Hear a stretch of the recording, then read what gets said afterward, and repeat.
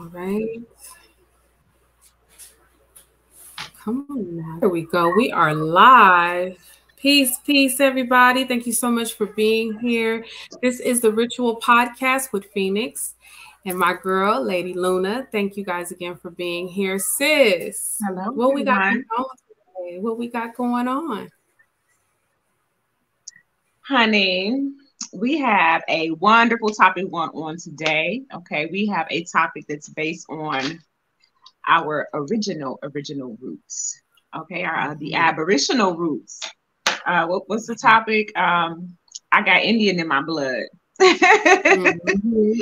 Our So so-called it's African getting down to Americans. the original. Our African Americans from are really African. Mhm. Yes. Well, Yes. first and foremost, of course, we want to thank everybody for tuning in. We want to thank you guys for coming and partaking in this. If you are on Facebook, welcome. Thank you for being here. If you are on YouTube, thank you so much. This is our first time streaming on YouTube. So welcome, welcome, welcome. Make sure that you like, share, and subscribe.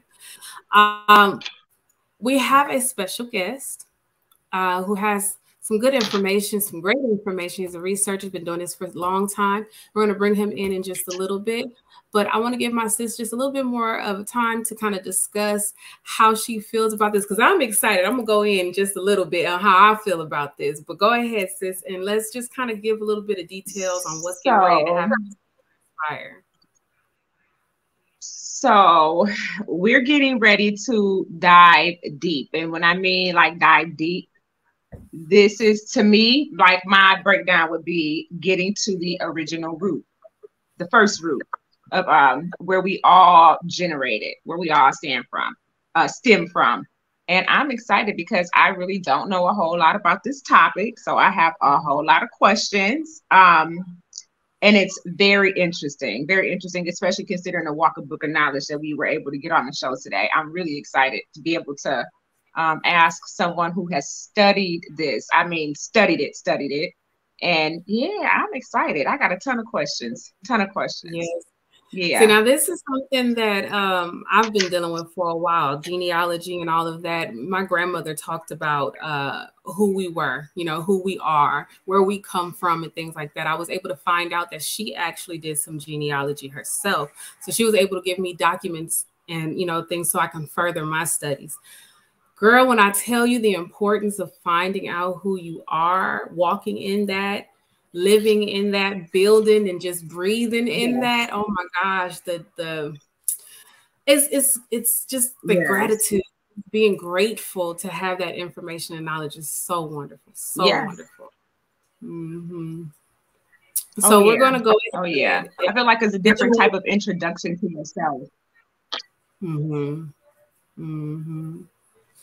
So we have some people already here. Yeah. We have Asada says peace and love. Vicky says peace and blessings to all. I love this topic. I think it's Sheely from the block. Yeah. Peace and love and Bravo Coldwater says Halito. Halito Chimachukma. All right. So we're going to go on without further ado. We're going to bring in our special guest, Micco Wolf. It was just a moment to pull him in here so we can get to know the brother.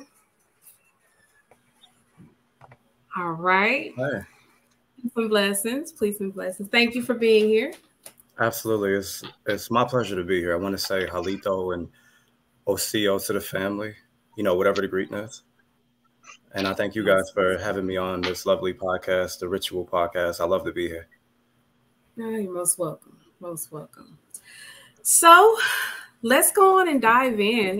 Tell the people who you are, your history, why you do what you do, where you came from, what got you into this?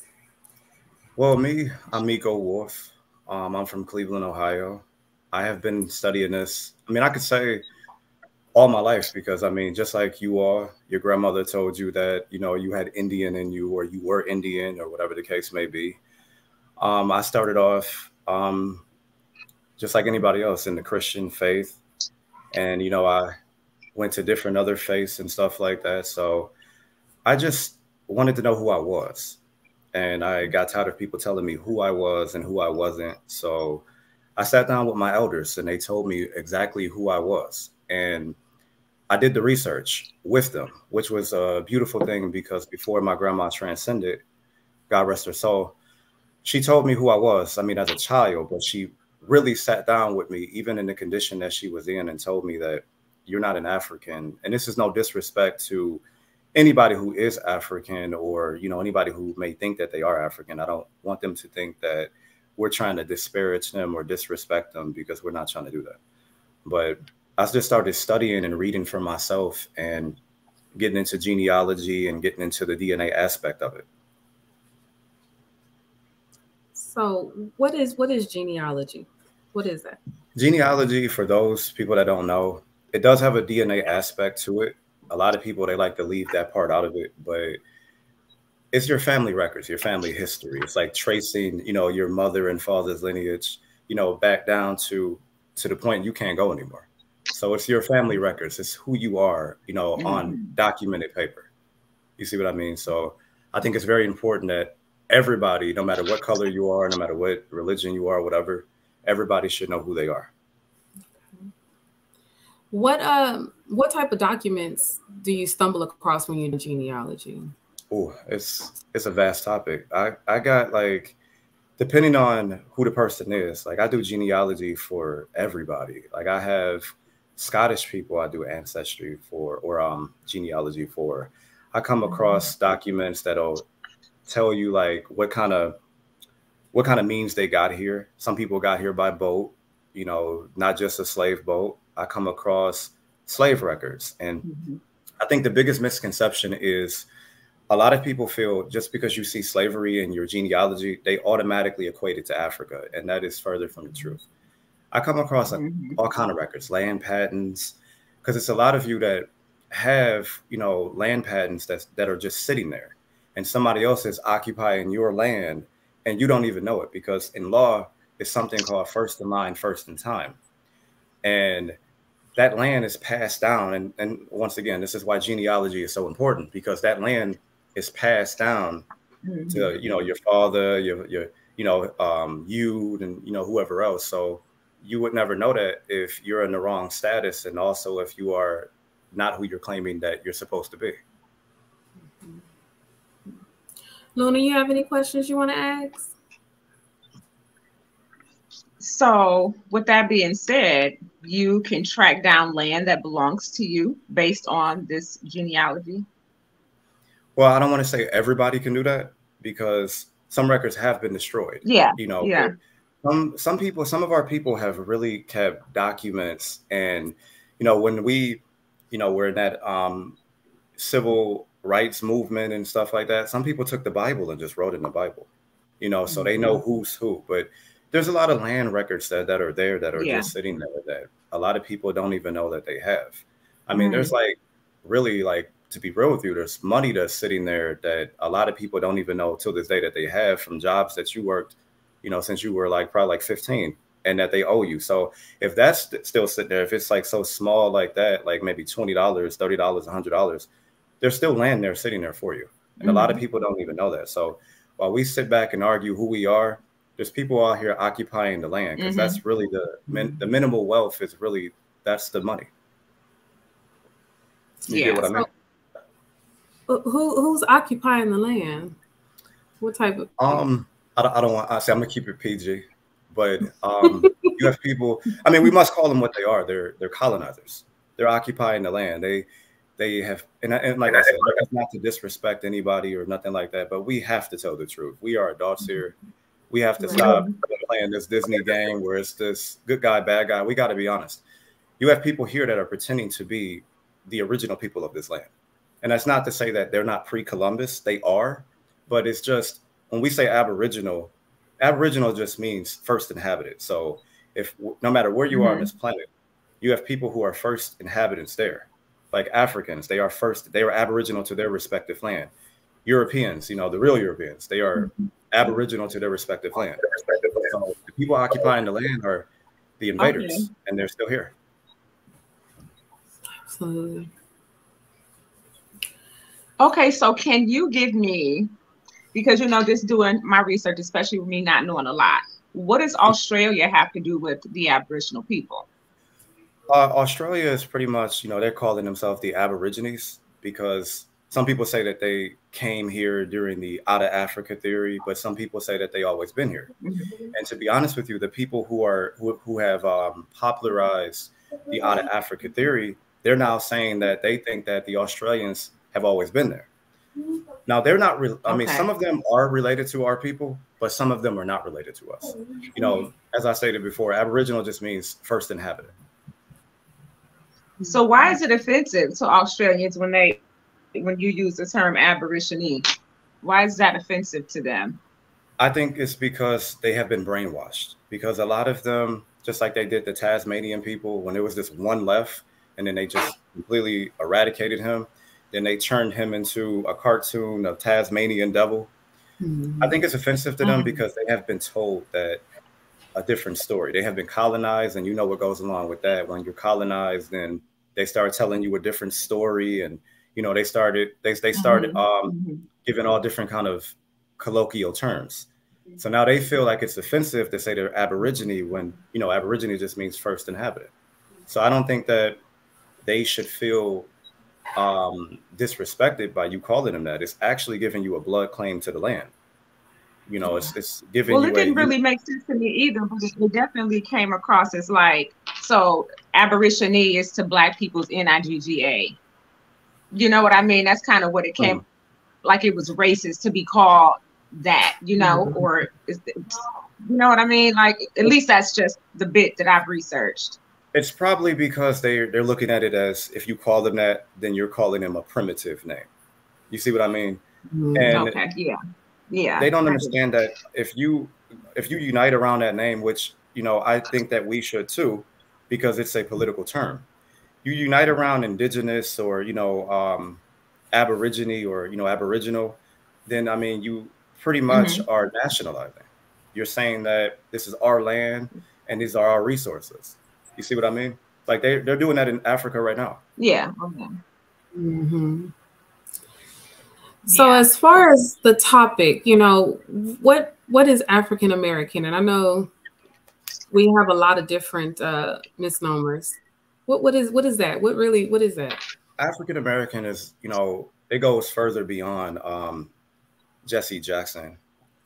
He pretty much made it popular, but it's been way before him, like in the early 1800s. But African American is such a misnomer. We should be mad at that because, first of all, well, I can't speak for everybody, but the great majority of us are not African. African, it's not even the real name of that continent. And then I mean, how can we be two continents? Africans don't even call themselves that. And if you look at a census that they took, Africans don't even identify with that term. They don't call themselves African American. So why are we calling ourselves that? You see what I mean? So Mhm. it's pretty much Yeah. two continents. It's pretty much a misnomer, and it doesn't lead you to any land. It's just a bunch of people who don't know who they are. So we want to feel good about being African, but we also want to feel good about being American. So we let that slide when it's a misnomer, Mm-hmm. and it's getting nothing done for our people. So we have Native Americans who claim to be the original inhabitants. Who are they? Native Americans are Eurasians. They well, the modern ones today, we got, like I said, we got to keep it real. They're $5 Indians. They're not really Indians, or so to speak. And that's even that term is a bad word. That's like calling us Nigga, as she said. But the Native Americans, they're pre-Columbus, but we've been here before them. They came after we got here, and the Mhm. whole Bering Strait theory, that is is hogwash because it's a Right. theory. And if you look at a Harvard record that they just put out, they're saying that even a Native American is saying that it's just a theory and it's not a fact. So Mm.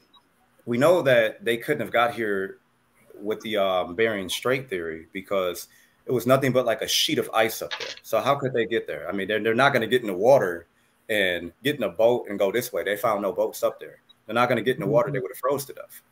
So Native Americans, they're just pretty much wards of the state. They're domestic dependent nations. They're Mhm. wards of the state. They're wards of the sense of the Congress. That's what they are. So they're using them, you know, and giving them all kind of tax dollars that really belong to us, you and I. But it's pretty much hush money that they give them to be quiet about who we truly are. So they're really just really, I mean, I'm no disrespect because I have Native American friends and a lot of us have Native American blood. So for those that are watching, you know, if they're saying that, well, how much Native blood do you have and all this, that, the other, you know, like I said, I'm gonna pretty much say this all tonight. First inhabited is the Aboriginals, which would be the people that look like you and I. So the people that are calling themselves Native Americans, they would have to measure their blood up to us. We would be the blueprint, the standard. So they would be pretty much colonizers for everyone. Say that again. Are we the blueprint, the standard for everyone, for every race, absolutely, or anybody that's claiming to be Aboriginal? Okay, I like that comment of PD. I like that comment. By what do you say to people? I'm sorry, what you said? Oh, thank you. So, but my question is, so why do you think people stop going back? Why do you think we stop at, you know, a certain bit of knowledge versus wanting to, you know, get to the real root? I think it's because, and I can attest to this myself. I think it's a feel-good mechanism. I think it's, you know, the whole, and not to diss anybody's religion, but it's just the same as when you go to church, you're feeling good because of what the pastor's saying. And then like, if that church doesn't give you the Holy Spirit, and then like, if they don't make you feel good, then you're on to the next. And then if they don't do that, then you're on to the next feel good mechanism. So our people are pretty much, and when I say our people, I mean so-called African Americans. What we're doing is feel good mechanisms. We'll go to be Moors, and you know, a lot of us go to that when we have a problem with the legal system. So we'll go talk to a jailhouse lawyer or whatever. And then like, if we want to feel special, then we'll say we're Israelites because we're the chosen people. And then if you really want to feel special, then we'll say that we're Pan-Africans and we built these pyramids and stuff like that. But we have to stop playing games. We got to start doing our genealogy. And a lot of our people don't like the DNA. And I understand why you don't like the DNA. But if you really know how to read it and you get into like the, you know, epigenetics of it, like stuff like this, you get to the epigenetics of it, you'll see that it actually helps you out in your claim to that you are indigenous. So we're just playing games. We just want feel good mechanisms. And like he said, it's hard to unlearn what you. One more question. So where did the original Aboriginals go wrong? Like for it to have ventured off to go so far left? Where did in the case that I'm not necessarily claiming, okay, because I'm still learning, but what happened? Like where did the originals go wrong? It's many different ways we went wrong. Like, first of all, we're still doing it today. Like tribalism. Where you know, we got on a low level, we got Crips and Bloods and all different kind of gangs. We got different like churches. We're too tribal for our own good. Every time we do something, we become tribal instead of sharing it with you, and we all eat. We're too tribal. We're tribalistic. So if we're in church, then, you know, I can't believe what you believe because I'm a Jehovah's Witness and you're, you know, Seventh-day Adventist and she's Baptist. You see what I mean? So we went wrong because we start splitting ourselves into different tribes. You know, you had Anianawea, which they're calling Cherokee today. You had Chada, you had Yamasi. You know, we start splitting into groups, and then we decided to fight each other. And the colonizers capitalized on that. So when they came in, they said, okay, well, these people need guns to fight these people over here. So, okay, we're going to come in, and not only are we going to give them guns, we're going to give them religion. So now they're looking at things out of the eyes of the colonizers' religion. So now it's, okay, well, I see that this book has told me that what you guys are doing, according to nature, is demonic. So you guys are really the devil. So now you're my enemy because the colonizer said. So we're not looking at each other as brothers and sisters. We're looking at each other as, well, you have this, so I don't have it, so you're my enemy. So I need to take it from you. So we became like that because we also became too trusting. So we, just like today, like we have like, for instance, we have hip hop, and you know, the stuff they got on the radio now and what y'all hearing now, that's not hip hop. Hip hop is higher infinite power healing our people. That's not healing nobody.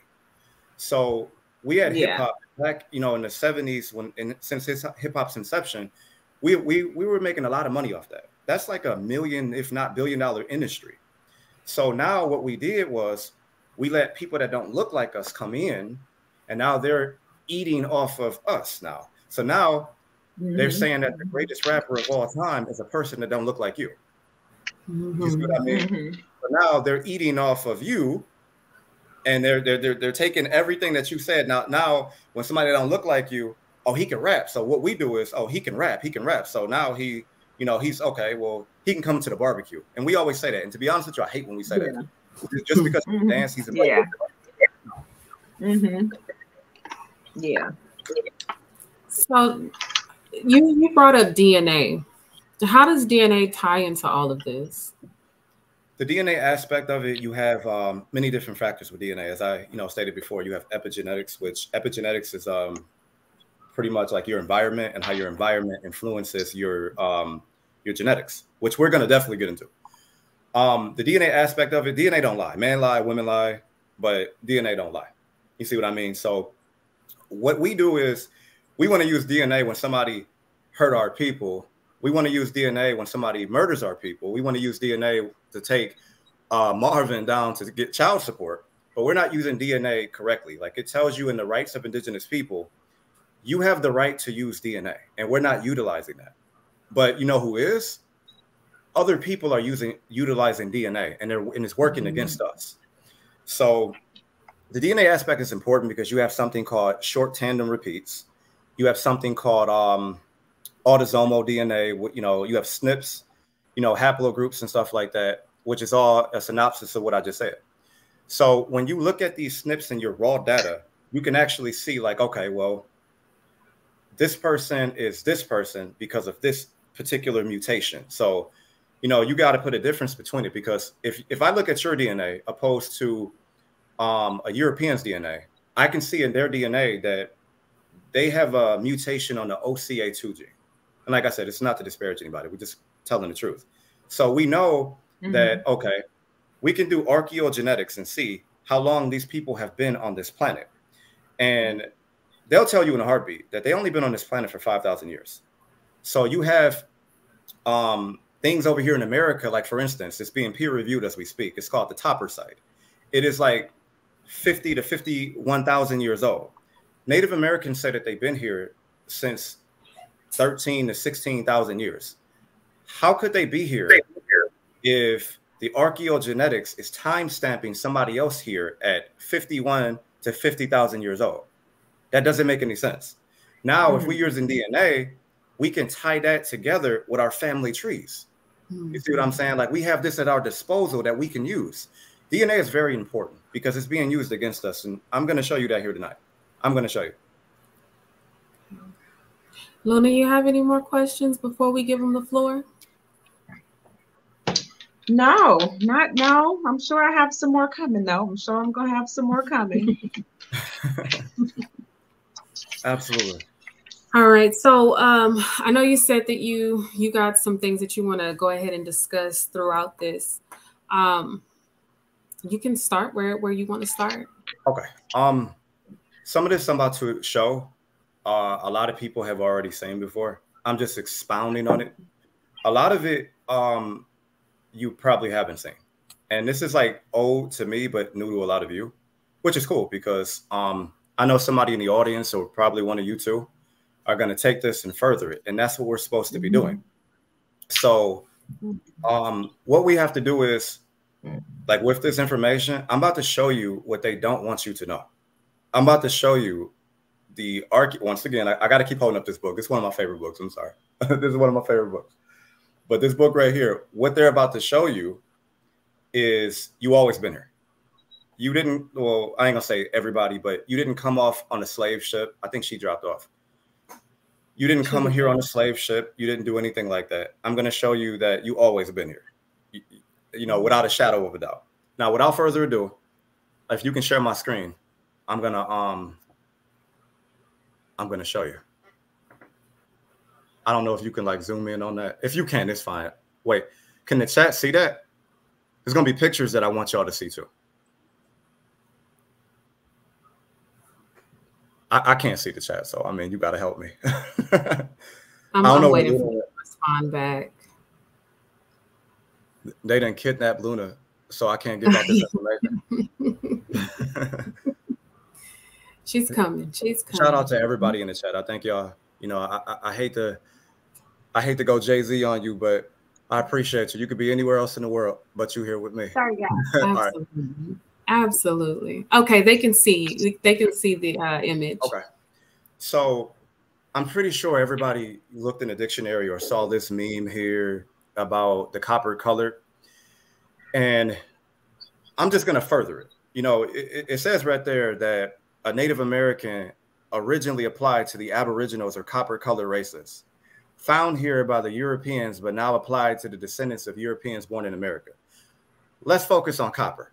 Can you go to the next slide, please? Sure. Okay. So if you look at this, the word copper. So when you look at copper, copper just means, you know, copper color is red colored or whatever. So when you think of copper, you think of brown, right? So watch this. Without a shadow of a doubt, I'm about to prove this, that the people that they saw over here were black people. So, okay. Notice when you look at there, it says red colored, right? Now watch this. So-called black people have a red skin tone. Like you have a, I would say like they would call you what, a yellow bone? That always confused me, to be honest with you. Yeah. Like she would be red skin, I'm red skin. Now watch this. Go to the next slide, please. Now look at these people. When you type in reddish brown skin, these people are, you know, you got one that's my tone. I'm pretty sure people in the audience, y'all know people that got these skin tones. They got one that's all Luna skin tone. They got one that's your skin tone, reddish brown, right? Now watch this. Go to the next slide, please. Now, also in the definition, it includes that it also directs you to look at the Republic of Cyprus. If you look at, you can't see it on there, but if you look at the Cyprus flag, it's like orange. Orange is like kind of like copper, and the flag is said to have a copper orange color to it on the map. Now, when you think about that, you think about Sinbad. Don't Sinbad look like he's like an orangish color, like an orangish copper tone color? Yeah, yeah. So, yeah, a lot like my tone. Absolutely. So I'm showing you that they saw light-skinned black people, they saw dark-skinned black people, they saw people my color, and everything in between, which I'm going to show you. So just bear with me. So now, you know, the definition also tells you about bronze. Bronze is brown.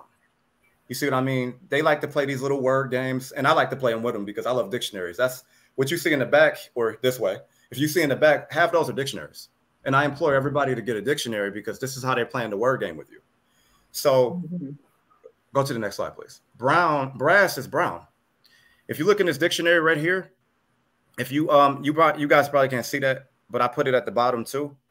So the definition on the Edamon, it tells you that brass is brown or bronze. They're using the same words. Like, just follow me. So we already know that bronze means brown. We already know that. Now go to the next slide, please. Watch this. So brass is telling you to go to bronze, right? So go to the next slide. We're going to go to synonyms for copper because they all saying the same thing, which is brown. So when you look at that, you see chestnut, you see brownish, you see copper colored once again. Next slide. Now look at the sister right down there at the bottom. The second to last, it says chestnut. As you can see, their theme of brown, but it's really stuck on chestnut. So in the picture below, it shows you a woman who's reddish color, copper colored chestnut right there. Now, that don't look like a typical Native American to me. Now, I know a lot of them, you know, they can get our complexion because a lot of them, believe it or not, have our blood, which that's another topic. But next slide, please. Now, this is a newspaper article. This is like 1879. Now, when you look at here, it says right on the screen, they were looking for a copper-colored Negro. But I thought we wasn't those people. They're telling you that these people. Now, notice in the definition that we read before, it said copper-colored races. So that implies more than one. That's plural. So Okay. So now, without a shadow of a doubt, we just proved that copper colored doesn't mean red skinned Native American. It does not mean that. It's talking about black people. It's talking about people who are brown skinned, chestnut colored. You know, that's what, and I'm finna prove it. So now go to the next slide. I think your next slide might be something I double put in there. Yeah, that's not it. Right there. Okay, so now we're gonna prove that the so-called white people, I don't call them that, I call them the hula, which is, you know, the pales, or, you know, it's not disrespecting nobody. I'm not trying to do that, but that's what my ancestors said. You know, that's chara. So I'm going to prove that the people that they saw were black people. Now here, I don't know if you guys can see that down there, but this is a book called The Journal of the Tour to the Hebrides with Samuel Johnson by James Boswell. And this is what he said. This is how he explained just like he said, my man right there, Mr. Turner, we was always here. My man. It says right here, there was great diversity in the faces of the circle around us. Now, these are Europeans. He said it was great diversity. Some were as black and wild in their appearance as any American savages whatsoever. Let me read that again. He says some were black and wild in their appearance as any American savages whatsoever. Now, we just read at the start of this that America really means the copper-colored races they found here. Why are they calling us the Americans? Okay, go to the next slide. Now, right here, this is Bartholomew Gosnod. This is what he said about us. These people are of tall stature. We know we got a lot of tall people. Shaquille O'Neal, Michael Jordan, LeBron James. They are of tall stature, broad and grim visage. So he's saying that their face looked scary. And you know how they do us. When they see us, they clutch person. Right. He said grim visage of a black, swart complexion. Swarthy is what they used to call us before. In 1400s, they would be calling you swarthy or Moorish. Now, don't get Moorish signs templed out, because they were calling all black people Moors. So they called us swart. He said these people were swarthy, and I don't know if they can see that the source is right there. It's right there in the middle. So if you know, hopefully you can see it. If not, you can message me or whatever. I can put it in the chat, whatever the case may be. All sources. Now, if you look at the bottom, James Rosier, this is what he said. They were very well favored in proportion of consonants, though colored black, low of stature and fat, bareheaded as the men, wearing their hair long, like me, like you, like y'all, wearing their hair long. They had 2 little male children of a year and a half old, as we judged, very fat and good consonances, which they loved tenderly, all naked. See, we are told that, you know, we can't be naked now, obviously. I mean, you're going to get an indecent exposure charge, or you're going to jail. But back then, they called this place the Garden of Eden, because they saw nothing but jewels on us. We had so much gold, so much jewels that they took it as value, but we didn't really care for stuff like that. You know what I mean? To put a value on it, because we had so much of it. It looked like paradise. And it still is, because everybody wants to come here. Please go to the next slide, please. Everybody wants to come over here. Ain't nobody trying to go over to Africa. I mean, for vacation maybe, but everybody wants to be around you. Why? So this is Antonio Pigfetta. This is what he said. Now, mind you, these are all so-called white people saying this. This ain't me. I didn't make this up. The detail was made evident when Pigfetta and company arrived in Brazil and documented the native people. They saw in 1519, which is a very significant year, because it is not until 1530s that the first enslaved Africans arrived in Brazil. So we know that these were not slaves. It says, therefore, these are not runaway or maroon communities that Pigfetta saw or is talking about. These are natives. And Pigfetta says that the following about them. Our people lived long, and some of these people lived 100 years. I don't know about y'all, but my great-grandmother lived to be 116. and I have the records to show it. 116. All my grandma ate. My grandma didn't eat any meat. Not trying to say that you don't have to, but she just drank tea. She had something called Jamaican henweed, which y'all should probably go check out. She had she used to go into the back. She used to plant her own food. She used to plant her own food, and she would go back there and she would show us stuff in the backyard. Like, this is how you heal. This is what you do. Notice he just said that we live for a very long time. We live for a very long time. So he said that they live hundreds of years, or 6 scores, or 7 scores, or more, and they go naked. Once again, they go naked. So they're trying to, like you asked the question earlier. You said that, where did we go wrong? We stopped being us.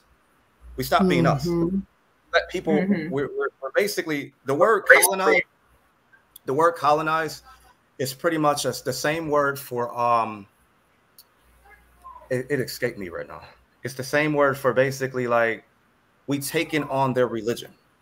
So we have been colonized here, and then now it's protruding outwards now. So now when you hear somebody like talking about nature, you're thinking that, oh, well, it's the devil, because they taught you that. They taught you that. Okay, so now next line says. So what you made a comment about I hate that I'm delayed. I'm so sorry because I feel like I'm interrupting you. But you made a comment about like we taking their religion. What was the Aboriginals' religion, or were they spiritual? Like, what was the original spiritual practice? Well, our original spiritual practice was nature. We never had a religion. Religion is something that they came to give us. Another word for religion is basically, there's, when it comes to etymology, you have 2 ways you can define words. You have a colloquial meaning and you have a denotative meaning. Colloquial meaning of a religion is pretty much to basically to brainwash you. It's basically to make you relearn something. But it's a form of control as well, right? Say that again. It's a form of control as well, right? Absolutely. It's mind control. Just like our government. Government means mind control. So government is a religion. I read the Aboriginal people. Say that again. Yeah, I read that the Aboriginals that they studied or practiced their spirituality by song and dreams. There was something else. There were songs. There were dreams. Magic. And it was something else. Magic. I can't. Magic. And what my man down here said, Petey, the zodiac. We were heavily into astronomy, numerology, gematria. We were heavily into nature. We studied, like we were nature watchers. Go talk to any old person. They'll tell you, well, I don't want to call them old. I'll say elder. They'll say, it's about to rain. Yeah. And then usually it'll rain because we watch nature. We have to, we got to get back to that. We got to get back. Like, they taking you out your element. Like, are people to the point, and like he said, based on frequency, are people to the point now where if they used to take you and put you in the jungle, you would die in less than 24 hours because you wouldn't know how to get to it. You'll be like, where's Walmart? Where's this? We got to go back to nature. Nature is that's our God, our goddess. Nature is what we truly should be going back to. I feel like it's embedded. Like, it's embedded. There's like when certain people say, oh, where'd she go? We lost her. I'm gonna just go back in. Yeah. I see the little circle thing on her. There you go. Yeah. There we go. What were you saying? Yeah, like the elders, or even like somebody that had like a physical ailment, a broken leg, or something in the past. Our bodies, are intertwined with. I don't know why she. They utilized nature, the plants, the signs, the zodiac, and all of that stuff, along with frequency and energy, to be able to go into the healing aspects, or even the spiritual aspects, being connected to the Creator, a great spirit. Absolutely. Yeah. I like this comment right here. I do not see the religious that came here as religious at all. They were horrendous to the original people here. Absolutely, they were. They lied to us. And if you look at they like to talk about Islam and say that Islam is terrorist, but if you look at the stuff that the Christians did to our people, it's ridiculous. Some of the Hispanics, you know, they have a lot of white in them because of what they did to those people down there. All the rape, rob, and murder that they did to the people down there and up here too. So I'm gonna go back into this unless you guys have like anything that you were saying, because you got cut off because you came out. I'm so sorry. I was No, you're fine. talking about the physical elements, like how our body is, you know, how our bodies are intertwined with nature. Like when it rains, we automatically get sleepy. You know, it's like that. It's the knowing. Absolutely. Yeah. Just like today, I felt sleepy when it well, it didn't rain. It was gonna rain, but I felt sleepy with that. Just like we were so in tune with nature. This is why we were. We also had a form of we were a form of animists as well. Like we saw the great spirit in everything, even to this day. Like some people will go, oh, God did that, you know. So we still there, like on a smaller level. But I'm gonna go back into this. Okay. It says at the bottom that they lived according to nature. It's people, not Christians. Notice it said we weren't Christians. So a lot of people think that they were Christians because Big Mama said they were Christians. No, we were never Christians until it was forced on us.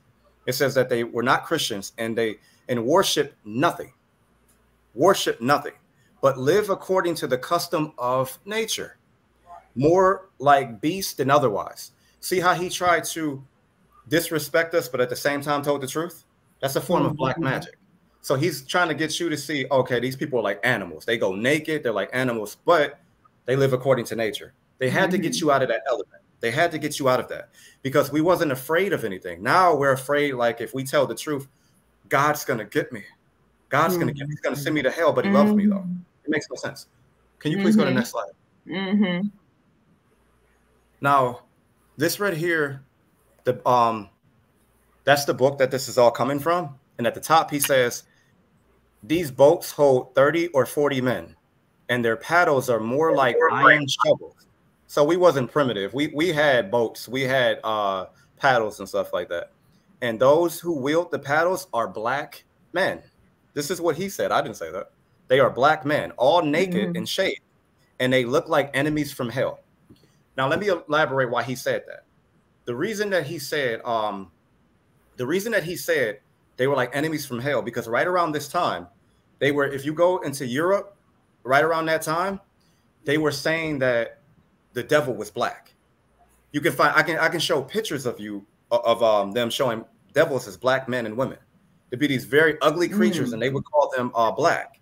So this is why a lot of them would say that they were dark, that they were black and stuff like that. That's why he's saying that, because it was a form to call you the devil, even to this day. That's why black is associated with everything bad, when really the colloquial, well, that's a colloquial meaning, but the denotative meaning to black really ain't all that bad. But we never called ourselves black people. We never did that. Can you please go to the next slide?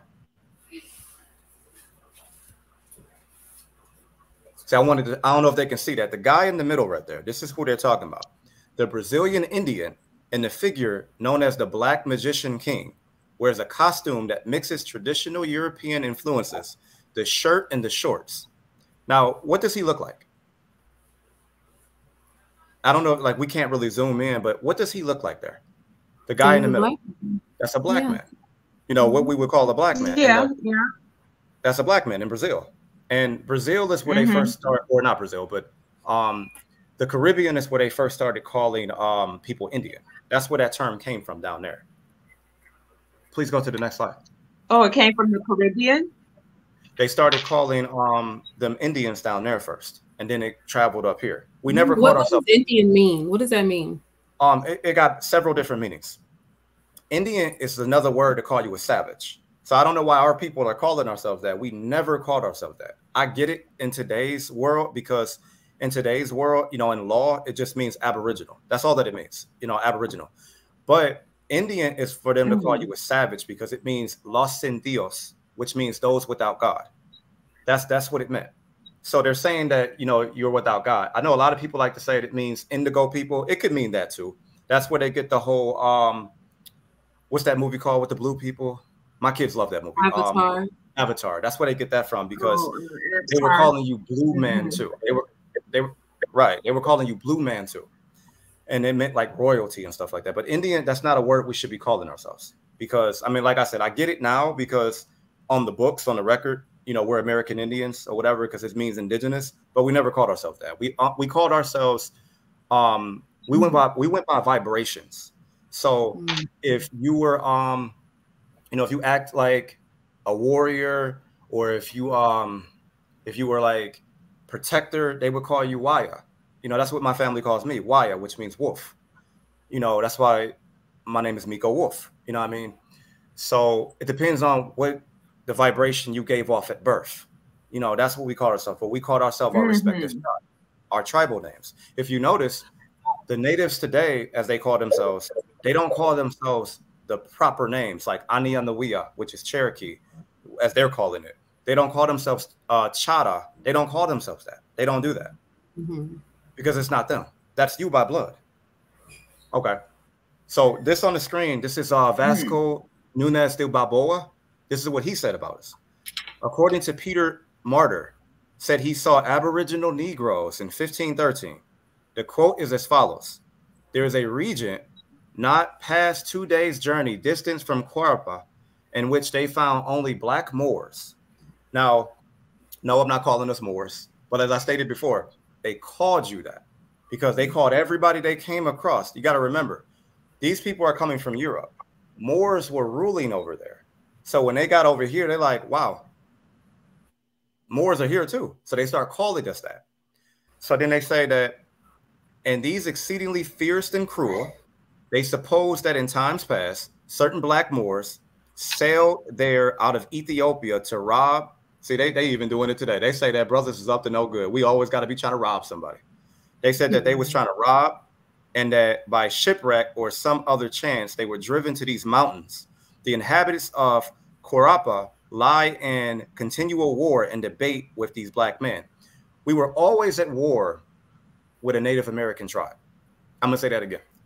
We were always at war with one of their tribes. Always. This is the origins of the Mexicans not liking us.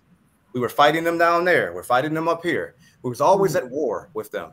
I'm pretty sure I wouldn't be surprised if a Native American come in here now and, you know, start trying to interrupt the show. They don't like this because they pretty much fought on their side Wow. to even be called Native American today. So they sued the Spanish and Spanish courts. I have the court record I can show you. They sued them and lost. That's why they got reservations now. It's hush money. Don't say nothing. That's why they fight us so bad on this internet. So, okay, please go to the next slide. But if you notice, he said that they probably was shipwrecking. They got over here, was trying to rob. If you notice, he said that. But they're always trying to tell you who you are, but you can never tell them who they are. Now, this is William Bartham and William Simmons. Bartham tells of a unique race of Indians who also once lived in the area. According to the present Creek Indians, Bartram states, by the way, there's no such thing as a Creek Indian. There's no such thing. Creek would be Yamasi. They broke off from Yamasi and they were called that by Europeans. There's no such thing. There's no such thing as a Creek Indian. So Bartram states that they say it is inhabited by a peculiar race of Indians whose women are incomparably beautiful. Y'all all beautiful, so they didn't lie. Incomparably beautiful. They also tell you that this terrestrial paradise, he just called our place paradise. See? This terrestrial paradise has been by some of their enterprising hunters. We were hunters. When in pursuit of game, who being lost in inextricable swamps and bogs, and on the point of perishing, were unexpectedly relieved by a company of beautiful women whom they called the daughters of the sun. Does that sound like Native Americans to y'all? Not at all. Daughters of the sun sound like some sisters to me. They were lost somewhere, and these sisters came to their aid and helped them. They helped them out. So that sounds just like us. We always willing to help people. We always let people in. We're not allowed to go to their establishments. We're not allowed to go to their neighborhood after a certain time sometimes, even till this day.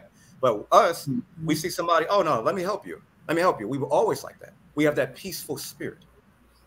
Okay, please go to the next slide. Okay, it says that they are the posterity of a fugitive remnant of ancient Yamasi. The women that were helping them out, they were a remnant of the Yamasi. They were these people. So they were and I implore y'all to get this book here too. They were these people. Yo people. Very good book. Yamasi is my tribe. And Chata, it tells you a whole lot about the Yamasi in here. Those were Yamasi. A lot of our people are Yamasi and we don't even know it. It's sad. So now let's learn about the Yamasi. It says the Yamasi, same people, as we have seen, were driven in 1715 within the limits of Florida. And these are persons now alive in that province who remember in their youth having seen some of the descendants of these people who were in the condition of slaves to the Seminoles. They relate that the former were remarkably black Indians. And it is thought the Ocochiwa tribe, who are marked by a deeper shade than any of the Seminoles, are probably descendants of the conquered race. All throughout here, they're saying that these people is black. Next, it says, he is said to have lived to near 100 years of age. There we go again. They're living to 100 years of age. And late in life, married a Yamasi woman, his slave, by whom he had the late Chief Payne, who bore in darkness of his complexion, an unequivocal mark of his Yamasi descent. So they're calling him black. You see what I'm saying? So, and don't be taken back by the word slave, because a lot of us on the census records, you might have some of your family members as slaves on there, but they really wasn't slaves. It was their way to redeem their ancestors. Yeah, indentured servitude. Absolutely. Please go to the next slide. Now, this is the Digger Indians. And a lot of these people who are in California to this day that is gangbanging, they don't even know that they descend from these people. This is Theodore Taylor Johnson. He's saying this. Digger California Indians. Their complexion is a dark mahogany. There we go again. Mahogany, chestnut, copper, it's brown. It's all the same. They're dark mahogany. That would be my complexion. That would be her complexion. Or often nearly black. Often nearly black. Their face is round or square, with features approximating nearer to the African than the Indian. Now, let me ask you a question before we go on. I want to ask everybody in the chat too. Now, I don't believe in race, but I'm gonna use it colloquially. What race has a flat nose?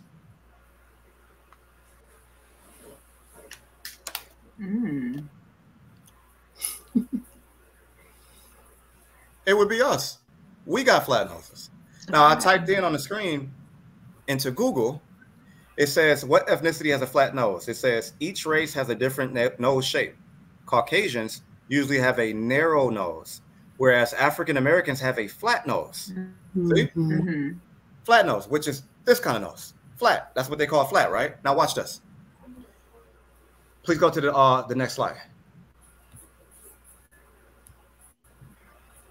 Okay, it says wide, enormous mouth. He's describing them now. Noses nearly flat and hair straight.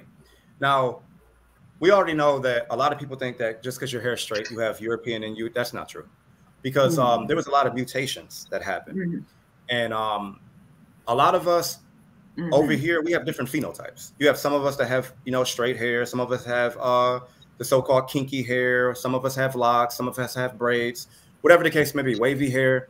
But a lot of us also had straight hair because we put pomade in our hair, bear grease. A lot of us still do that to this day. Brothers with the waves and stuff like that, they put the pomade in their hair and stuff like that. Some of the sisters put the line their edges down. They put the bear grease in there. So we were doing that. So it says the hair straight. It says black and coarse. We got coarse hair. It says as that of a horse's mane. If you ever saw a horse's mane, it's very coarse, but without gloss, growing often over their foreheads, and small gleaming eyes complete the description of these revolting specimens of humanity. So the source is right there on the computer. The sister right there is what they saw. I got a sister in my family right now that I can bring right here, right now, that looks just like that. Just like that. Flat nose, got her hair down like that. Looks just like that. That is a Digger Indian squaw, as they would call her. Please go to the next slide. Oh, this is about to get better. This about to get good. Okay, so this is Dr. Nicholas Leon. Now, mind you, once again, this is not my information. This is what they're saying. These are so-called white people. I didn't say this. I'm not, trying to make everybody black, but this is what they said. So it says, shout out to Ricardo, the whole chat, mind you. But it says, prominent white scholars that I have mentioned in this book have cited the giant stone heads, known today as the Olmec heads. That's who we would be as well.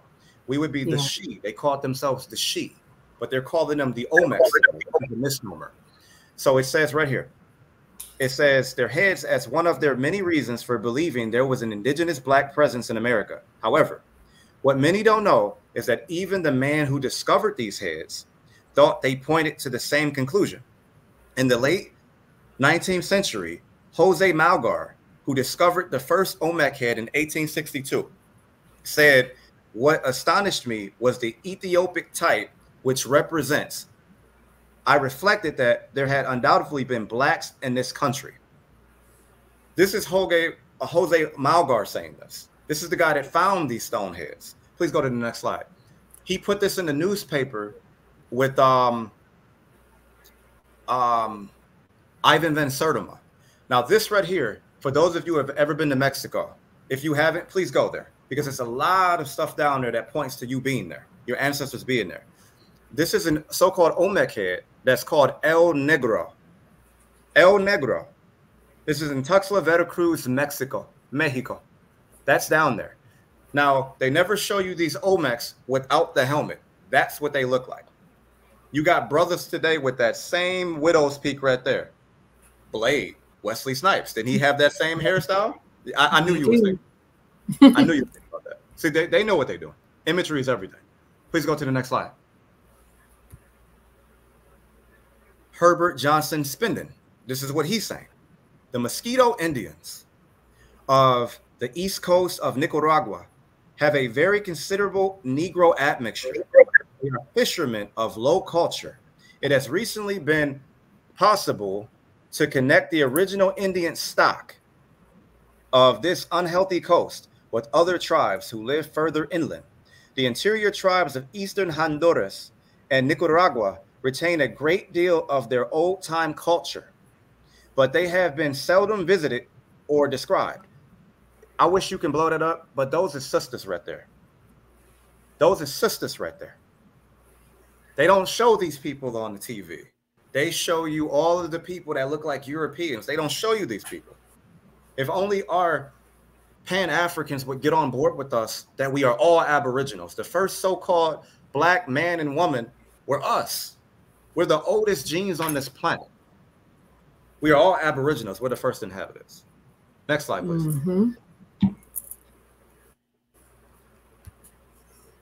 Now, this is why I tell people to get into the DNA aspect of it. Now, this right here is a site called My True Ancestry. My True Ancestry they kind of messed up with this. They don't even know it yet. So I screenshotted it before they take it down. This right here is early colonial Mexico slave trade victim. These are skulls in Mexico. Columbus, they say, got here, what, 1492? This is 1472 AD. So this is before Columbus. So off rip right here. This is enough proof right here to prove that we have always been here. I match with this person. I'm pretty sure all of you in the chat match with this person when it comes to archaeogenetics. I'm pretty sure you match with this person. So right here, pretty much prove. Next slide, please. This right here pretty much proves that you've been here. Allow me to demonstrate. Now, Native American haplogroups on their paternal side, you know, some are R, some are Q, some are X. Some on the maternal side would be A, B, C, D. You see what I'm saying? But right here, they're calling this a slave trade victim to mask what they found. So if you read the article, they got little cute little things to explain it away, but no, you can't do that. We've been here. Way too much evidence. So if you look at the haplogroups on here, they have the E haplogroup for the paternal. They have the L haplogroup for the maternal. So these are so-called African haplogroups. These are black people that they found. Black people. So we already saw the Olmec heads, or the Shi as they call it themselves. Those are our ancestors. We already saw that. Could these be the Shi that they found? They have already found the bones of the Shi, and some of them they threw back. Some of them they actually sequenced and found out that these people had our skull type. So we already found out. Okay, so what did we learn? Let's do a review. We learned that copper color really mean black folks that they saw. We learned that so-called white people have said that they saw black people over here. They saw Ethiopians. They saw, what they're calling Ethiopian, because Ethiopian just means burnt face or black. They saw Moors. They say everything underneath the sun. It's going to be the same. It's double. I apologize for that. But they saw black people. So this is enough evidence right here. And this, I have way more evidence than this. This is just a light jab. Next page, please. This is just to show that for people who are, next page, please. For people who are, and you probably gonna have to go to the next one too. I really doubled it. This is for people who are saying that there was no black people here before Columbus. That is hogwash, poppycock, as they say. Now, we're getting into something that's going to be this is going to be deep right here. Now, this is when we go into epigenetics, or what they're calling natural selection. Epigenetics is way better, and I'm going to explain to you why. This right here is the disease epidemics among Indians. They did this in 1770 and 1850, right? Now, next page, please. Now watch this. In this right here, it states that one of the deadliest diseases that was killing Indians was malaria. Malaria was one of the diseases that almost completely wiped out Native Americans, they say. This is what they're saying. Now, let me show you why they couldn't been here before you. Allow me to demonstrate. Now, OSU, Oregon State, they said that P. vivax malaria was native to the New World, meaning America. They said that it has been here for hundreds of millions of years. They said that it existed in monkeys, mosquitoes, and birds. I don't know about y'all. I love dinosaurs. Y'all remember Jurassic Park? Remember when that man on the very first one, remember when he had that stick that had that mosquito in it? They were trying to tell you something. See, we were just too young and naive to understand. That is what he was talking about, that P. vivax malaria that was in that mosquito. Now, anatomically modern humans, who they say we are only about 200,000 years old. We're going to use their science against them. Exactly. My man right there. My man. Anatomically modern humans, they say, are 200,000 years old. That's what the experts say, right? These findings indicate that we would have evolved with P. vivax malaria immunity if that's the case. So meaning natural selection. So now follow me. Now, this is going to, next page, please. This is going to prove that by law, you have a blood claim to this land. I promise. Now watch this. If Native Americans were here before you, how are they dying from malaria? If OSU is saying that malaria has been here for hundreds of millions of years, and if they're saying that the people who would have been here would have had a natural immunity against it, why don't Native Americans have that immunity, but you do? Let's prove you have that immunity. This is a journal right here that's, they've been studying you for a while. I want you all to understand the brevity of that. They've been studying you for a while. Every time you go into their hospitals, every time you go to a doctor's appointment, what's the first thing they do? They take your blood. They know you very well, more than you know you.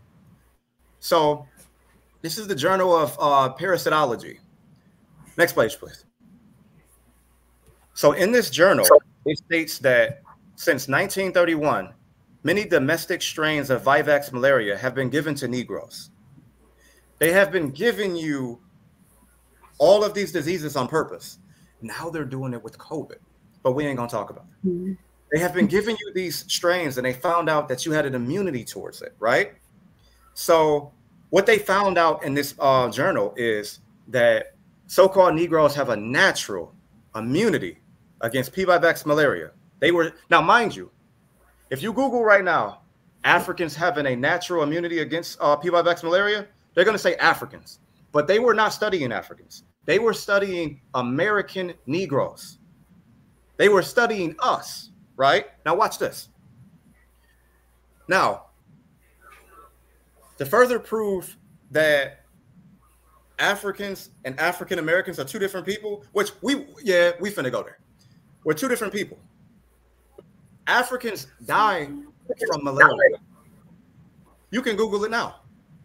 If you look at the World Health Organization, as they called it, WHO, 219 million cases of malaria in 2017 alone, where 92% of global malaria cases were Africans.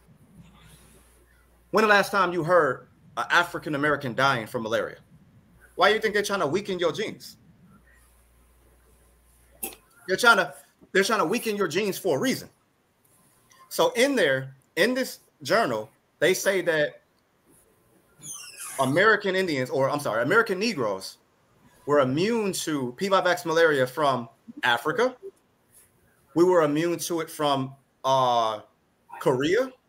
We're immune to the one in the South Pacific. All forms of malaria we were immune to. Why would that be? Because you are the original woman. You are the original man. You are. Mm. Right? So if we're the same people, why don't they have that immunity? Why are Africans dying from it? So now, like I said before, if we next slide, please. I'm sorry. Next page. I'm getting ahead of myself. I'm sorry. I'm just so excited. I'm sorry. I love talking about this. So now, what does natural mean? Natural means inborn character. Natural means nature. There go nature again. We need to go back to nature because that's where your immunity is. Grow your own food. We have here at Wyatt Tribe. That's that's our tribe, the Wolf Tribe. We help out people. We do genealogy for people because it's important to know who you are. We read DNA tests if you get them. I know a lot of people are spooked out by these DNA tests. Please don't get spooked out by that because they already have your DNA. Stop playing. They already got your DNA. You shave your head, shave your beard, you throw it in the garbage and stuff. They got your DNA. They already got you. You go to these hospitals, they got your DNA. They got your DNA already. Don't be spooked out by that. Just know how to read the test, which we're finna show in a minute. So we have a natural immunity to P. vivax malaria and a lot of other diseases. They said that the natives were dying. Next slide, please. They said the natives were dying from smallpox and all these other diseases. Give me a second. Yeah, next page. Oh, my bad. Okay. So they said that the natives were dying from all kind of diseases, right? But we wasn't dying from those. So the natives was worshiping us as gods. This is why some of them would let a lot of us into their respective tribes. No, I think it's. Is this the right one? No, go back. No, don't go back. Go forward. Yeah. It's gonna say natural at the top. There you go, right there. So it says natural means hereditary or by birth. Remember, OSU article stated that anatomically modern humans evolved with malaria in situ or since their existence. So what this means is that the first Americans would have had to develop a protection against it. If you Google right now, O blood, these people had to have O blood. The majority of us have O blood. How we get that? So the immunity is called the Duffy null allele. DUFFY space NULL space ALLELE. The Duffy null allele. So it's the the gene is called RS2814778. Remember that. That's important for these DNA tests, and I'm going to show you why. So if you check this right here, this is raw data that I have on somebody that I have studied. This is their raw data. Please go to the next page. This is their raw data, and this is to prove to you that we have this. If you look at it right there, it is the RS2814778. This person has it. They have that. So this is a person can say that they are American Aborigine. They have that right there. How would they get it? Natural selection or epigenetics. So if you really look at it, that gene represents phenotype. And that particular allele is protection against P. vivax malaria. So this is what DNA companies are using to assign you sub-Saharan Africa. This is what they're using. They're using this gene right here because we share the same phenotype as Africans. We don't really look like them, but because we have the same hair, same nose, same lips. So when you go spit in that cup or do the cheek swab, they do the same thing. They're saying that you are African because they believe in the out of Africa theory. So anything that represents Africa, because they're saying that the majority of blacks over there, which ain't true. So they're telling you that you're African because of that right there, because of phenotype. But last I checked, Africa doesn't have a patent on phenotype. Right. Next slide, please. This is just to prove it. This is from the website Snitpedia. If you look on there, it tells you the same thing that I just said, RS2814778. So when you look at it right there, it says that it's resistance, the Duffy negative. It's really called the Duffy negative antigen. The Duffy negative phenotype is resistance to malaria, but it's increased odds to HIV infection upon exposure, but slow disease progression if infected. Everybody in the chat, a light bulb should have came up on your head. And this is why. Because they knew that they know about you. This is why they made AIDS to kill you. They made this to take you out. Let's read that again. Now, in highlighted, it says phenotype. So like I said before, they're giving you Africa because you have the same phenotype. Don't get me wrong. Some of us over here do have African ancestry. The slave trade did happen, but it's not the way that they say it. But we're about to figure that out here tonight. We're going to get some straightening going tonight. So notice it said down there, increased odds of HIV infection. You notice that? They used AIDS to take you out, but we are still here and we ain't going nowhere because we are the original people. Now, the cure to P. vivax malaria is something called quinine, and it comes from Peru. It's something called the cinchona tree. We had the cure for it. If you go to the next slide, I'll show you. We had the cure for it. Sorry. It's all good. It's right down there, bottom right.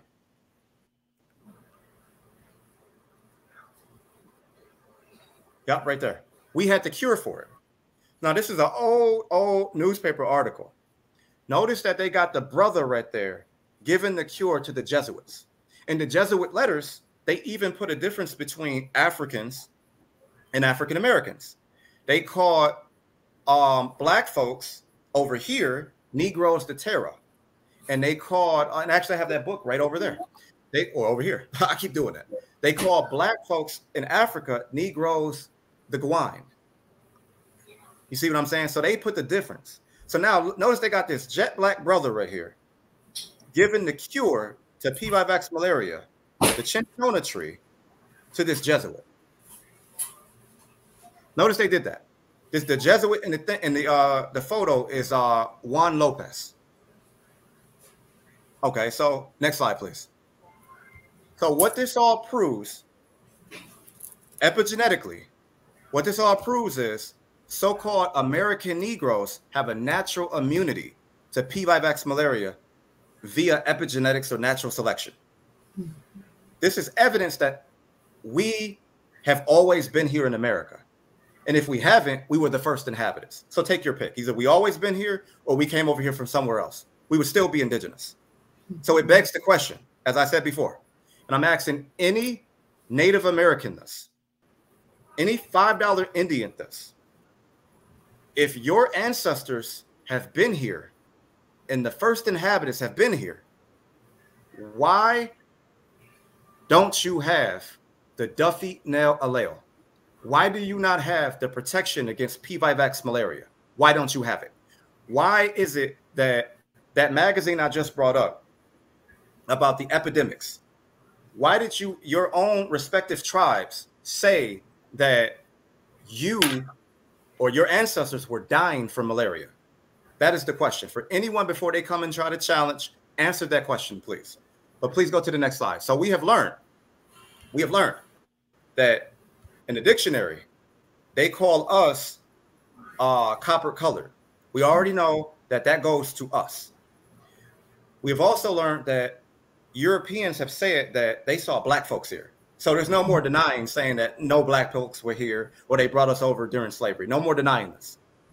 3, we have learned that we have learned epigenetics, that we always been here because we have developed a natural immunity against it, against P. vivax malaria. Now, let's get into the DNA evidence. A lot of people are scared of this, but I'm going to show you these tests actually are telling you that you're indigenous. Allow me to elaborate. What you're seeing on your screen, this right here is a database I have been collecting since 2017. I have over 10,000 people who have taken some of these tests. 10,000 people. So what you're seeing is, number one, American, that 79% represent the American Aborigine. So you that have always been here. It also represents some of the Moors. No, once again, I'm not saying that we're Moors, but I'm saying that some of the Moors came here during the 30-year war that they had in Europe. They came over here, and I have the shit manifest if you would like to see it. But we're going to come back to that. Remember that. The Africans in the database represent 3%. That's not a lot. There are Africans here. You have the majority of Africans that came here were the Congo Mamutu people, the Mande people, the Fula people, the Wolof people, and the Igbo people. Those are the main Africans that came here, the main ones that came here via the slave ship. Some of them came here before the slave ship because Africans were coming here.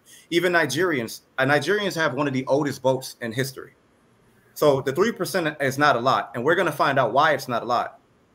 Now, the other percent, the 18%, is a mixture between all three. So yes, you have 3 kind of black people here, and this is what they're not going to tell you, and I can prove this without a shadow of a doubt. Number 1, the majority of black people over here are American Aborigine. Number 2, Moors, or Black Europeans, that as they would call themselves, or not call themselves, as the academia calls them. The Black Europeans is where some of us get our surnames from.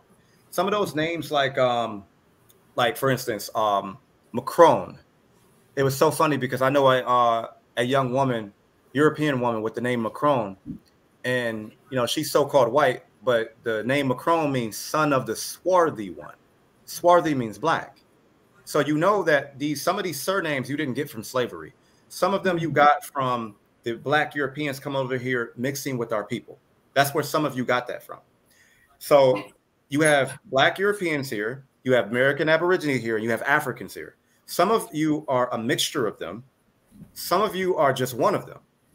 Majority of you are American Aborigine. Some of you are the Moors that came over here. But they don't want you to know this because they want you all to be African so you won't go back and claim your respective land. If you knew that you were American Aborigine, why go anywhere else? You're already home. So now you're going to fight for your land. If you knew that you were a Moor or Black European, you're going to go back home and fight for your land because by jus soli and jus sanguinis, you have a blood right claim over there. If you African, you're going to go back. So a lot of them we're African American. We don't know what we are. So now they're using these DNA tests to get you off of this land. It's to group us all together. For those of you who are from New York or Chicago, they're playing a game with you called 3-card Monte. That's what they're doing. They just mixed us all together and called us African American. Now, people that oppose the fact that the true Aboriginals to America are so-called African Americans, they constantly tell us to take these commercial DNA tests. The guy on the screen, I'm pretty sure y'all saw him before. His name is William Gilliland, and he's really into genetics. He's a biology professor. I spoke with him myself, and he told me my database was flawless. Now, many experts in DNA, they know that the DNA tests are for entertainment value only. So when you spit in the cup and you get your results back like 8 to 6 weeks or whatever the case may be, that's for entertainment value only, for them to tell you you're African or you're European or you're this, that, the other. That's not really true. Genetics is really advanced, but it's not that advanced to the point I can spit in the cup and it tells me I'm from Timbuktu. No. This man on the screen, he agreed with me. He said that, and he's the expert. He's the expert. But what you're supposed to be looking at is when you take these DNA tests, who you match with. Who do you match with? So when you, like, okay, for instance, when you spit in the cup, my father took a test, I took a test. So, you know, we match together. So you're supposed to use that with your DNA, with your genealogy, because it helps further your DNA tree. Not know, oh snap, I'm African, y'all. I'm 80% African. No, that doesn't work like that. These tests are entertainment value only. Please go to the next slide.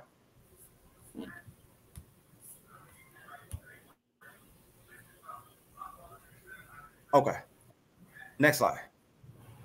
So I pretty much just discussed that. But as I said before, my database proves that without a shadow of a doubt, you have something called ancestry informative markers. In the DNA world, they call them AIMs. So the ancestry informative markers for Black people here, first, you would be Black. Then you would be European, because, you know, a lot of the molestations went on, and some of them were, a small minority of them were us really getting with them. You see what I mean? But the majority of them was forcibly. And then you have, at the bottom, you would be Native American or Southeast Asian. Now, the bottom one that you are is, the further you go down on the DNA matches, it's happened longer ago, and it got in your DNA. So my question to Pan-Africans would be, if we were never here, and to Eurasians would be, if we were never here, why do I have Southeast Asian in my DNA? I thought slaves were such a controlled commodity. Why I got Southeast Asian DNA? Maybe that's where these little chinky eyes come from. Respectfully, no disrespect to anybody. But maybe that's where my eyes come from.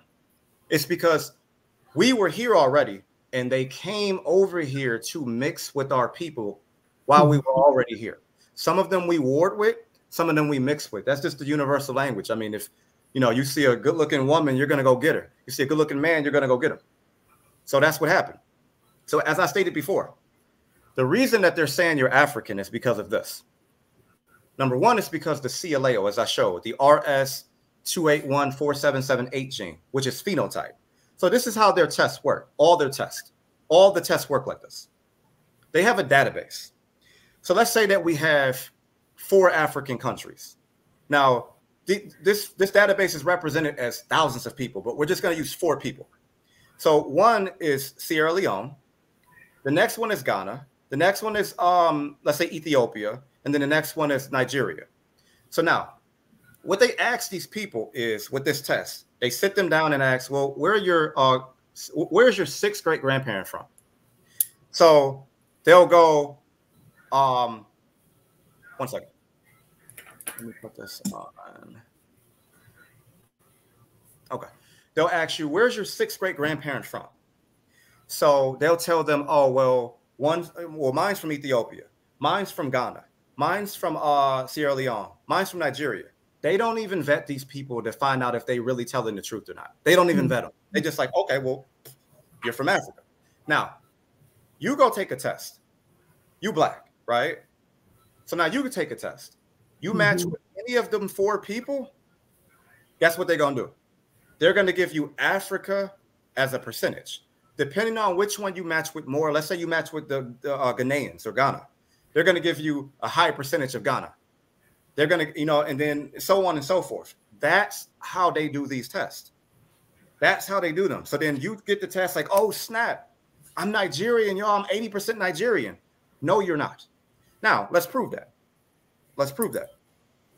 This is Corel, as you see at the bottom of the screen. That's where I got this from. This is what they're saying.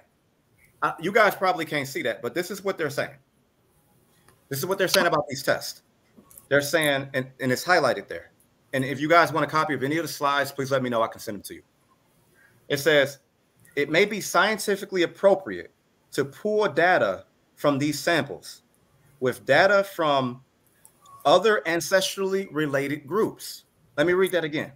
It may be scientifically appropriate to pull data from these samples with data from other ancestrally related groups when the data show that the groups have similar allele frequencies. So if you match with a Ghanaian, they're like, okay, well, give him Ghanaian because you got the same allele frequencies. You got the same phenotype, hair, eye color, nose, lips. So that's why they're giving you that. And that is very disingenuous. These tests are for entertainment value only. The only way I would say subscribe to a test is if you're trying to do it to try to connect with somebody and further your tree. That's how we use these tests. Next slide, please. So they're connecting you with Africa based upon phenotype. That's it. Based upon phenotype. Yep. And then you got our people going to get these dashikis, which are made in America, and they're saying, I'm from Africa. But when you go over to Africa, they're going to call you American. They're going to call you American. And it's no disrespect to the Africans because, like I said, a lot of them is family. A lot of them came over here and was riding with us when this all jumped off with slavery. So some of them are our cousins because we some of our family members mixed with them. So it's no disrespect to them, but it's just that they need to get on board with us on this Aboriginal stuff because when we say Aboriginal, we're not saying Indian. I mean, although it says that in law, but we're just saying we're the first inhabitants. That's it. Right here. This lady right here is her name is Dr. Jennifer Raff. I spoke to her too. She's an assistant professor in the Department of Anthropology at the University of Kansas. This is what she said. She stated that your genetic ancestry is not your identity. So why do these people keep telling us, well, y'all fake Indians or y'all Wabos or whatever? By the way, Wabo, I started a new trend. Wabo just means we are born originals. So next time somebody call you a Wabo, just tell them that, yeah, I was born an original. So she said that your DNA is not your or your DNA test, your genetic ancestry is not your identity. It's not. So you can't. So all these people going out here saying, well, we're African, we're African. Technically, you're not. Technically, you're not. And I'm gonna tell you why. What African country claims you? What African language do you speak? What African country do you have dual citizenship to?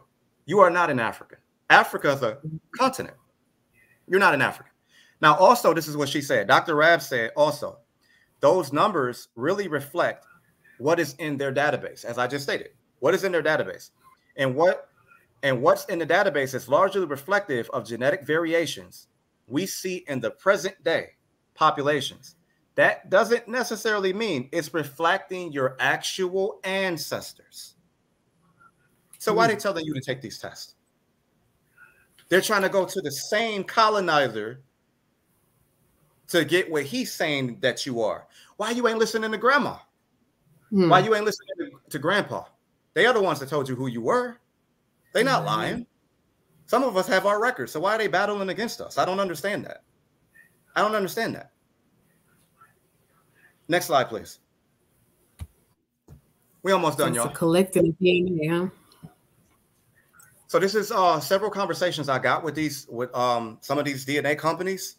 I got several audio. I got several letters. I got several texts, stuff like this, from the least to the greatest of the people. And I even have their website that say the same thing. So we can't say that I'm making this up.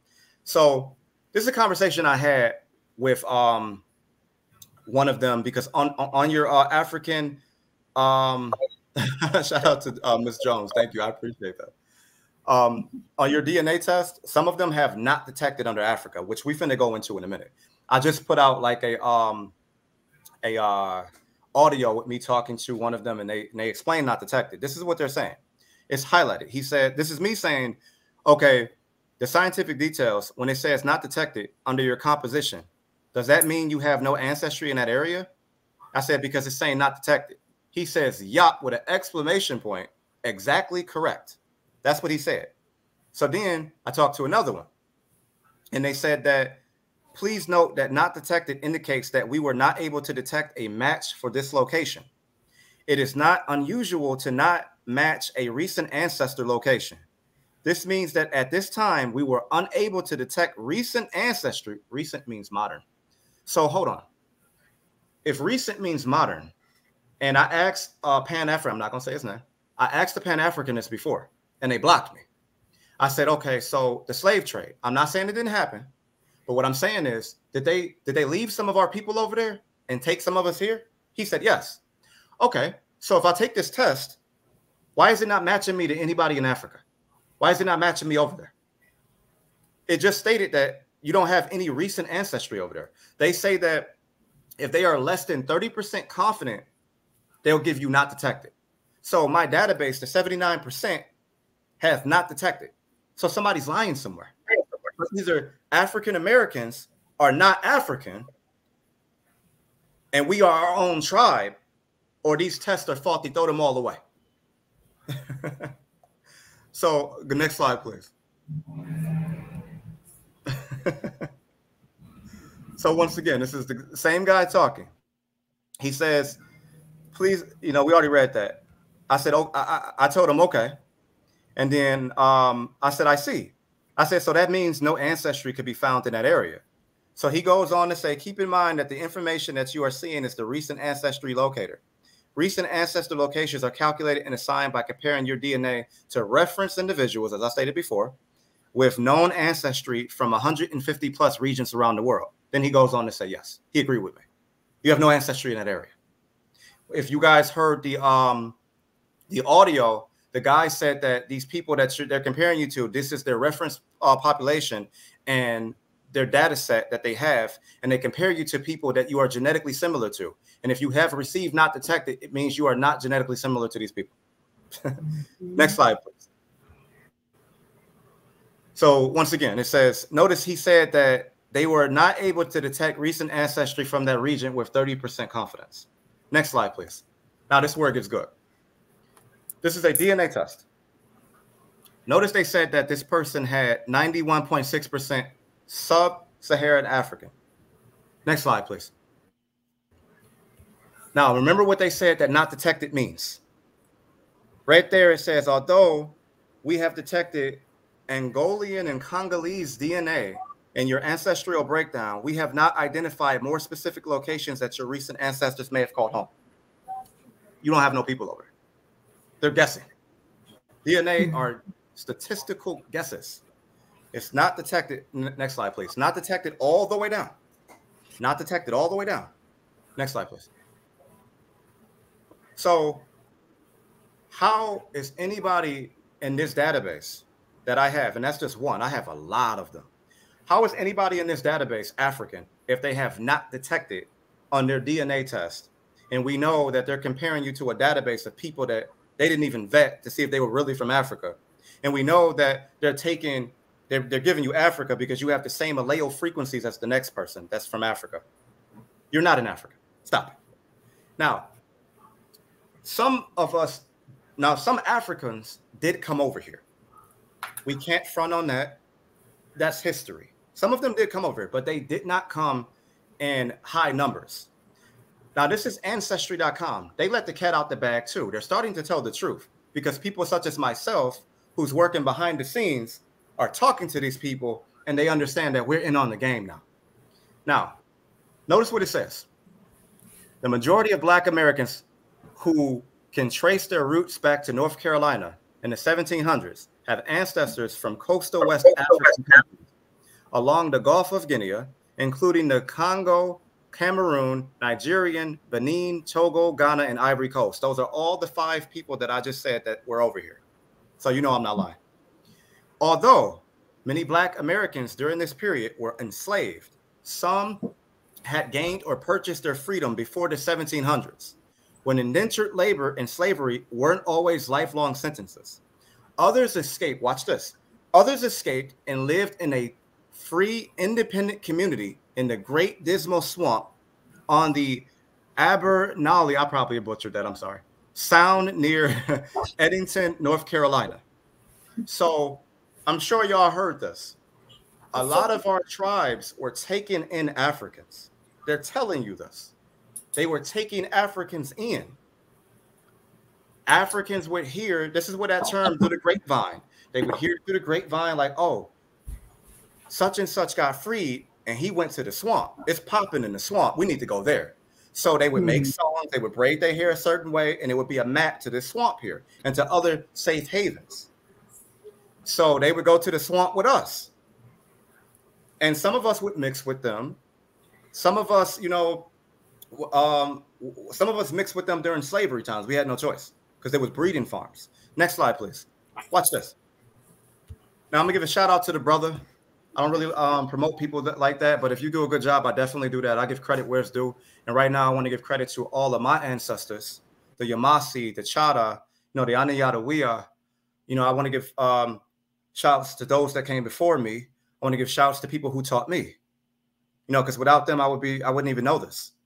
So I also want to give props to Tariq Nasheed for this movie here. And I implore you all to go watch this movie, because everything I'm saying as far as these Africans being taken in by us is in this movie right here.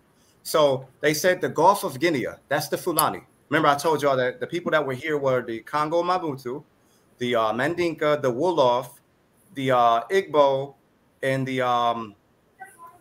Bimalenke too, the Mandinka, you know, and there was 5 of them that came here very strong.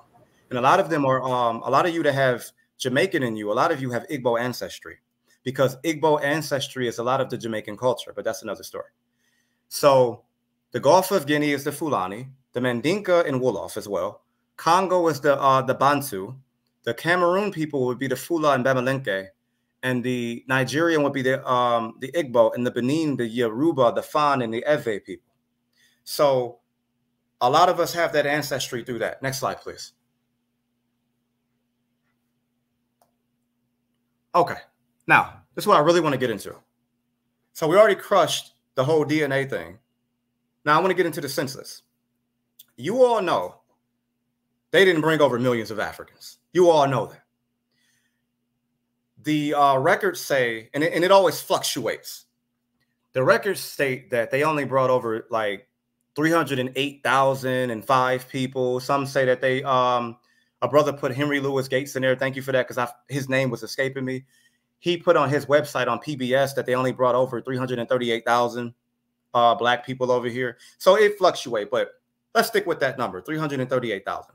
So if you do the math, it's not really that many people they brought over here. If you do the math with this census, that would roughly be about the database I just showed you, 3% or maybe like 7.5%. That's not a lot. And that doesn't equate to all the black people over here in America. So the first census was taken in 1770. At that time, there were, 697,697 slaves in the 13 colonies. So yet, if you look at the census, the population of black people just keep going up. I'm going to show you why that's impossible to be African slaves. Now, they stopped bringing, next slide, please. They stopped bringing Africans over here 1808. They stopped bringing them over here. They couldn't come back over here, right? So if you look at this census, 1820, look at the increase. In 1820, let's look at the slaves and free people. In 1820, it increased by 25.5%. And the slaves increased by 29%. 1830, it increased by 36.85%. You know, that's the free people. And then, you know, the slaves increased by 30.62%. You know, it just keeps going up. 1840, it increased too. Next slide, please. It keeps increasing. We're going to keep seeing that. 1850, it increased by 11.5. You know, 1860, 23.4. 1870, 23.4. So it kind of stayed the same in 1870, you know, 10 years later. But let me show you why that is impossible to happen that way. Next slide, please. Let me show you. This is a book called African American Voices by Stephen Mintz. Y'all should get this book and read this book. Very powerful book. Let me show you why it's important. Now, you guys probably can't see that, but let me read, a little bit of this to show you. It says that high infant and childhood death rate. The average life expectancy of a slave at birth was just 21 to 22 years, compared to 40 to 43 years for antebellum whites. Compared to whites, relatively few slaves lived into old age. Let me repeat that. Relatively few slaves lived to be old. Between 1830, we just saw the census, and 1860, only 10% of U.S. slaves were over 50 years old. A major contributor to the high infant and child death rate was chronic undernourishment.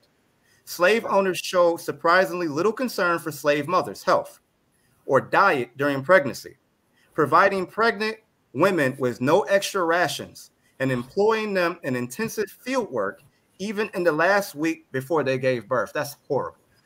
Mm-hmm. Not surprisingly, slave mothers suffered high rates of spontaneous abortions, stillbirths, and deaths shortly after birth. Half of all slave infants weighed less than 5.5 pounds at birth, or what we would consider today to be severely underweight. I'm gonna stop there. If you want to copy this, I'll send you this, but I'll implore you to get this book because they go inside of a slave's life and how he was. That's impossible for the African slavery to be all of us to equate to all of those people coming over like that. That's BS, because they just told you they didn't live that long. That's impossible. Even for them to bring over all these slaves on that boat, when you got people, to my elders and to my women, you got people defecating on each other. They didn't really eat like that. Not to mention that on the boat, not to mention that, how did they give you water? Not to mention that I forget the invention, but the thing that created for salt water to give you fresh water, salt water to fresh water, that wasn't even invented yet. So somebody lying somewhere. So how did the numbers increase like that? Allow me to explain to you. It increased two ways. Remember when I said the Moors came over? It increased because they had a 30-year war in Europe. It's no mistake that they started coming over here. Remember, they came to Virginia in 1618. 1619, they start really bringing Black people over here. If you go to Harvard right now and you type in Harvard was built by Moors or slaves, they call in a Moor that was in one of their classes, they call him the Moor. Why? It's because it increased the numbers with the Moors that they brought over here. I can show you the ship manifest, and they actually document what they looked like. It also increased through us. They started enslaving Indians. So once again, they mixed us all together. And now we don't know who we are. We're calling each other African American, Black, Negro, colored, all names that we are not. So I thank you all for tuning in. I thank you all for this. I really appreciate this. I took up enough of your time, but I thank you all for doing this because I think it's very important that we all know who we are. You are not an African American. You are not the two continents slapped together. That's not who you are. Africans don't even call themselves that. You are not that. You are who your grandma told you you were. You are who your grandpa told you you were. You are who your parents told you you were. So I implore you all to go do your genealogy. If you need help, we will help you. We have a team of people over here that do genealogy every single day. We find Indian ancestry every single day. So I thank the host for having me on. I really appreciate these beautiful women for letting me come on here. And I thank you all for coming on too on this Saturday night. You could have been anywhere else in the world, but you're here with me.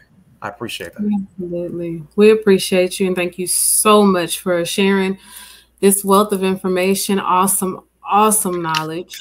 Of course, we would love to have you back to discuss, further things, more things. I did want to share that I will actually be doing a DNA test, and we'll go through the process of actually getting it analyzed correctly, And we would like to share those results. I think that would be awesome to help empower and educate the people. I think that would be really great. Absolutely. Absolutely. Do you want to dive into Why Tribe just a little bit more? Yes. Wyatt Tribe is for everybody. Like, we welcome you all to come in. We're about to start a YouTube channel where, we actually show you what we do behind the scenes. We're actually doing this. We're actually helping our people. We're not just on the internet. We're about to start writing books. We're about to start showing people how you can get some land, and what to do with the land. Because there's a lot of people that say, okay, well, just do this with the land and you got this land. No, we're going to start teaching people contract law, because contract law is how you're going to get some of your land back. We're going to start teaching people how to contract. So Wyatt Tribe is not for the weak of heart. It's for people who want to stand up and you're tired of this oppressive system. We're not talking about getting up in arms, fighting nobody. We're not talking about that. We're not terrorists. We are Americans. This is our land. We're teaching you how to grow your own food. So you can just be like grandma and go to the backyard and heal yourself. So what happens if they shut down Walmart or wherever you go to go get your food? How are you going to feed your family? But you can if you're growing your own food at your home or, at a location that you pick, you can do that. You see what I'm saying? So we're teaching you the skills that you need so you could be independent by yourself. So you could be very independent. So you won't even need, anybody telling you what to do. Because essentially, Black people are just like Native Americans, where they're wards of the state. They depend on the government for everything. So we're helping people with genealogy. If you need help, holler at us. Like, we will help you. We have a team of genealogy people that do genealogy, like I said, on a regular basis. So it's not just one person. So, we, like anything, if you just even want to talk, because a lot of our people have been beaten down by this system. If you just want to talk, we're here. So it's I'm Micco Wolf. You have Wyatt Tribe. We're rolling out with that today. We're going to start uploading videos and stuff to educate our people. We also have a cartoon that's coming out that's going to start educating our children. Very good cartoon. A lot of our children love the anime. It's going to be like kind of an anime cartoon, and it's going to really educate children and adults too of what took place and why we lost this land. Right on. Right on. It's beautiful. Beautiful, beautiful. Again, we want to thank everybody for tuning in. Everybody for comments. If anybody has any questions before we leave out of here, go ahead and put them in the chat, and we can address them. Even if it's after the show and you guys have questions or anything, I will relay them to Micco, and get you your answers that you need. Again, please reach out to him on Facebook, Micco Wolf. I'm Phoenix Nadi on Facebook as well. If you have any questions for me or anything, or if you want to be a part of the show, you can always hit me up at podcast.theritual@gmail.com. Let me know what your topic may be, what you want to discuss. We talk about various things just pertinent to life, spirituality, growth, uplifting. That's what we're about. I do want to give a shout out to my co-host. She dropped out, but we love you, Lady Luna, and we'll see you next time when you come back in. Anything else you would like to? I just want to thank the chat. I appreciate them. Also, I believe I did see him in the chat. Pedia Bill. Yes. That's my brother. He shoots movies. So if anybody has any ideas or anything on fitness, he's really into fitness. I mean, my brother be outside. Rain, sleet, hell, snow, end of the world, apocalypse. He's out there working out. You don't need any weights or anything like that. He will help you get fit. He will help you get in shape. That's another thing that we plan to start. Fitness, because our people need to stay in shape. And like I said, we need to go back to nature so we can live long, just like our ancestors did. And one last thing, we do trust as well. We teach trust the right way, how you can gain wealth and pass that wealth along to your family. So you can go back to being the king, queen, god or goddess that our ancestors were. So we teach that. We play the game as it go, and we know how to play the game correctly. Absolutely. Well, thank you so much again for being here. We appreciate you. And until next time, this is the Ritual Podcast with your host, Phoenix and Luna. Thank you so much, Micco Wolf, for being here. Absolutely. We'll be here again next Saturday with another topic. Please be sure to like, share, and subscribe on YouTube. Go ahead and follow us on Facebook, The Ritual Podcast. Peace and blessings.